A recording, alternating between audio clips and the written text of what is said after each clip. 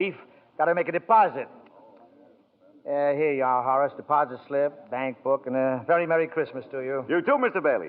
Say, you've forgotten something, haven't you? Horace, I've forgotten things all my life. Get a wiggle on, boy. But, Mr. Bailey, where's the money? What's that? You want to make a deposit? Well, certainly I want. Well, it's customary to bring the money with you. It's gone. Where'd I put it? Where'd I put that money? A terrible thing, Clarence, terrible. Uncle Billy couldn't find the money because the envelope with the $8,000 was folded up in that newspaper he gave to old man Potter. I just don't know what happened to it, George. I just don't know. $8,000. Uncle Billy, the bank examiner's here, and it's not our money. It belongs to the depositors. George, what are we going to do? We've traced every step I took. We can't stand here in the street. Are you sure you didn't put that envelope in your coat pocket? I think so. Maybe. Oh, I'm no good to you, George. I'm no good. Now listen to me. Think, will you? Now try and think. I can't think anymore. I can't. Now, where's that money, you silly old fool? You know what this means? It means bankruptcy and scandal and prison. One of us is going to jail. Well, it's not going to be me. Now get out of my way. I'm going home.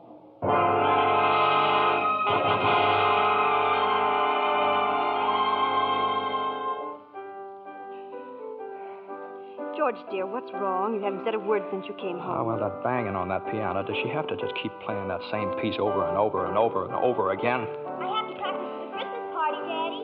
What is it, dear? Another hectic day. Yeah, another red letter day for the Dad, babies. Murphy's got a brand new car. You should see it. What's the matter with our car? Isn't it good enough for you? I'm sorry, Dad. I only... Run upstairs, Petey. See if Zuzu's all right.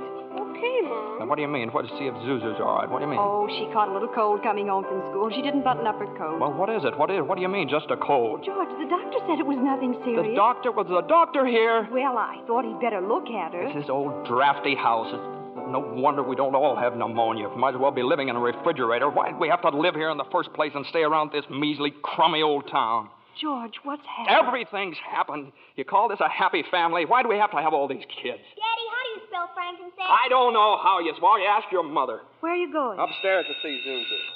Hello? Oh, thank you, Mrs. Welch. I'm sure she'll be all right. Who's that? Zuzu's school teacher. What? Oh, yes, the doctor says she'll be fine tomorrow. Here, give me that phone. George, please. Mrs. Welsh? Well, this is Mr. Bailey. Say, what kind of a teacher are you anyway? What do you mean sending Zuzu home like that half naked? Do you realize you probably end up with pneumonia just because of your stupidity? You know, maybe my kids aren't the best dressed kids in town, but at least... Hello? Janie, will you stop playing that lousy piano? Cut it out. Stop it. George, for heaven's sake, what's wrong with you? I'm sorry. Janie, I'm sorry. Mary, I've just got to get out of here.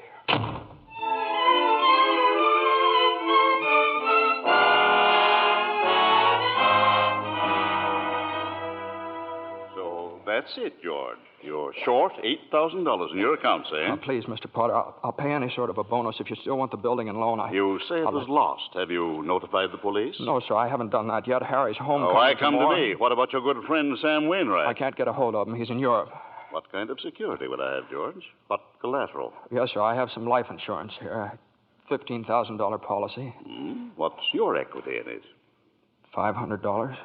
And you want $8,000?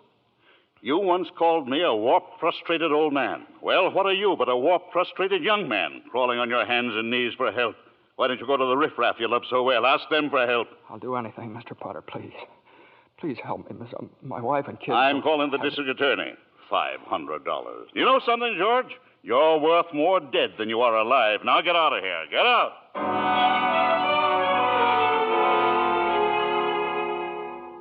And all the time, Potter had the $8,000 in his desk drawer. It's still there, Clarence. But where's George, sir? Where? Well, he went over to Martini's Cafe. He's had a couple of drinks, Clarence. He's just standing there, sort of in a daze. Oh,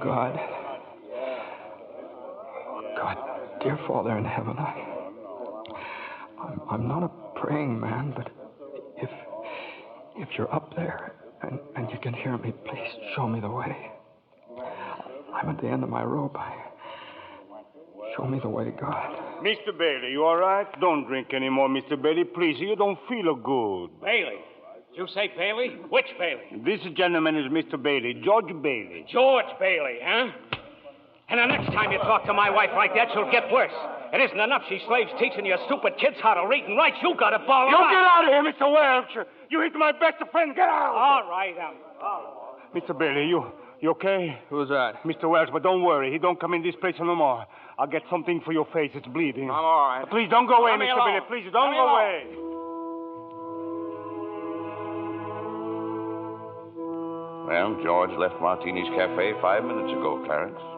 He's at the river now, on the bridge, looking at the water. Are you ready, Clarence? All ready, sir. Very well. Save George Bailey's life, and you'll get your wings. My wings. Oh, thank you, Joseph. George! George Bailey! Get away from that bridge! You hear me? George! George!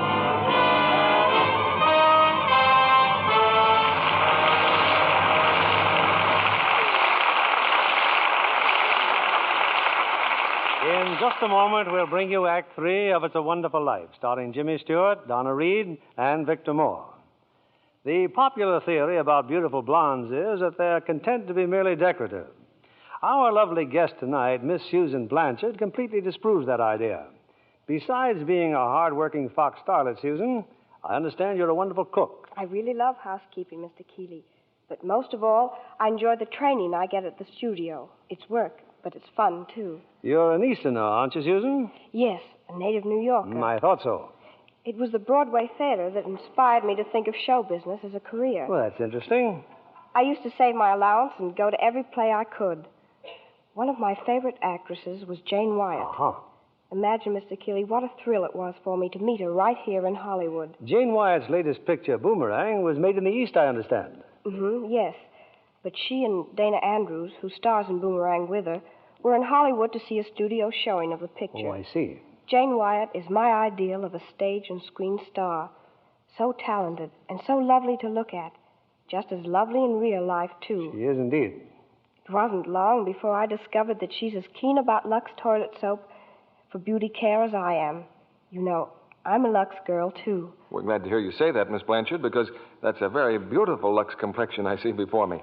Just right for blue eyes and ash blonde hair. Thank you, Mr. Kennedy. Any girl in pictures is delighted to find out about Lux toilet soap as a beauty care. Active lather facials are so quick and easy, and they really make a difference in your skin. Thousands of busy, attractive women have discovered that, Miss Blanchard. Daily Lux Soap Complexion Care does make skin lovelier. Otherwise, it wouldn't be the choice of 9 out of 10 screen stars. Lux toilet soap is all-around beauty care for me. I use it as a bath soap, too. It has such delightful perfume, leaves a lovely fragrance on the skin. Thank you, Miss Susan Blanchard. I hope our audience will be seeing that lovely Lux complexion of yours in a screen close-up one of these days. Now, back to our producer, William Keeley. Act 3 of It's a Wonderful Life, starring Jimmy Stewart, Donna Reed, and Victor Moore.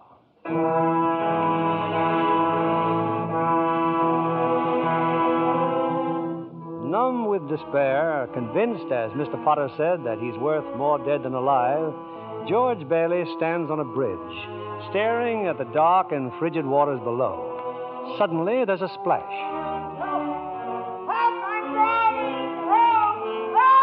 No, that's not George. It's Clarence, the apprentice angel. And there goes George in after him. It's a few minutes later now, and in the bridgekeeper's shack, George and Clarence are drying off. You both sure you're all right? You want a doctor? No, I'm all right. Oh, I'm fine. This underwear, I didn't have time to get anything more stylish.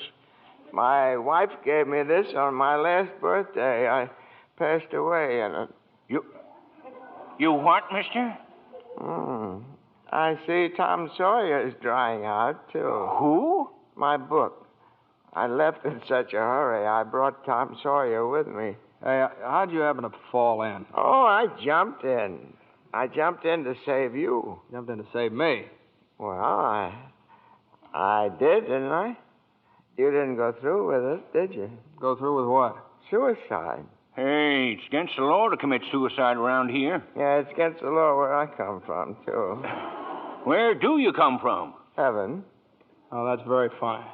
Very Your lips bleeding. Yeah, I got a bust in the jaw in answer to a prayer. Oh, no, George. I'm the answer to your prayer. Hey, how'd you know my name? Oh, I know all about you. Well, who are you supposed to be, anyway? Clarence Oddbody, AS2. Clarence Oddbody. What's the AS2 for? Angel, second class. Hey, I'm getting out of here. You may not need a doctor, but I do. Cheerio, my good man. Hey, look here. Why'd you want to save me?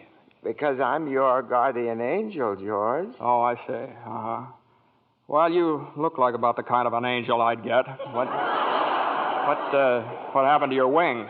Well, I haven't won my wings yet. That's why I'm an angel, second class. Oh, I see. But you can help me earn them, George, by letting me help you. Oh, don't happen to have $8,000 on you, do you? No. We don't use money in heaven. Oh, that's right. Yeah, I keep forgetting. I see. Comes in pretty handy down here, bub. Oh, tut. Of course, I found it out a little late. You know, I'm worth more dead than alive. You mustn't talk like that. Joseph will never give me my wings if you keep feeling that way. You just don't realize what you've done for your folks. Why, if it hadn't been for you... Yes, if it hadn't been for me, everybody would be better off. My wife and my kids and my friends. Oh, this is not going to be easy. And I'll be better off if I hadn't been born.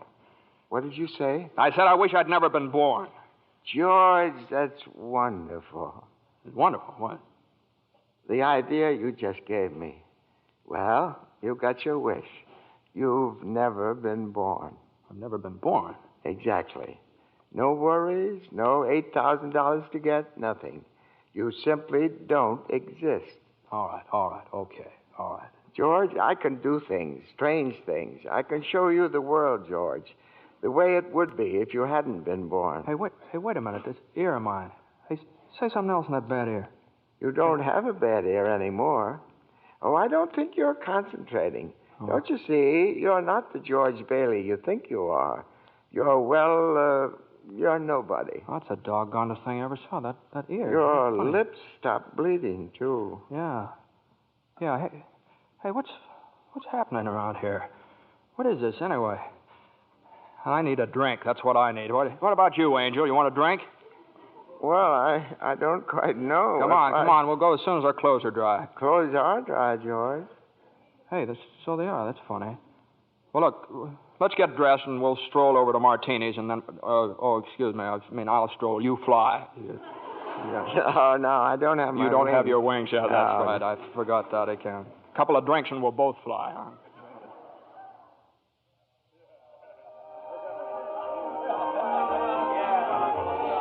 What'll you have, fellas? Hey, where's the boss? Where's Martini? Look, wise guy, I'm the boss, see? Okay, well, double scotch, quick, will you? What's yours? You know what I just love? Some mulled wine. Huh? Heavy on the cinnamon and light on the cloves. Off with you, my lad, and lively now. Now, cut it out. Oh, come on, just give him the same as I ordered. He's okay. Two double scotch. What about this place? It's all changed. All of Bedford Falls has changed.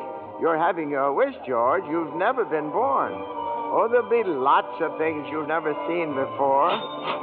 Oh, good. Somebody just made it.